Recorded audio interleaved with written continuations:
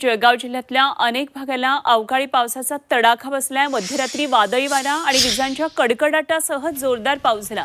चाळीसगाव, पारोळा, अमळनेर, भुसावळ आणि रावेर या भागामध्ये मोठी गारपीट झाली। त्यामुळे मका, ज्वारी, बाजरी, कांदा, हरभरा, गहू अशा पिकांचं फळबागांचं सुद्धा नुकसान झालेलं आहे आणि शेतकऱ्यांच्या हातातोंडाशी आलेला हा घास आसमानी संकटानं आता हिरावून घेतलाय। पिकं जमीनदोस्त झाली आहेत। प्रशासनानं नुकसान झालेल्या पिकांचे पंचनामे करून नुकसान भरपाई देण्याची मागणी शेतकरी करतात। आता एक 15 दिवसात महिन्यात कांदा काढायला आला असता, मका पण तसंच सगळं पीक काहीही राहिलेलं नाहीये। आम्ही जवळपास कर्ज करून सनी हे एका एकरला 70-80 हजार रुपये खर्च आला होता।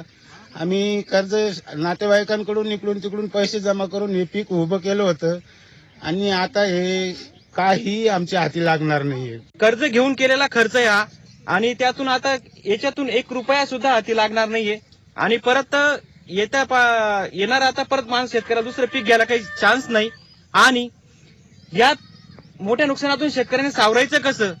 जर शासनाने याकडे लक्ष दिलं तरच शेतकरी यातून जगू शकतो।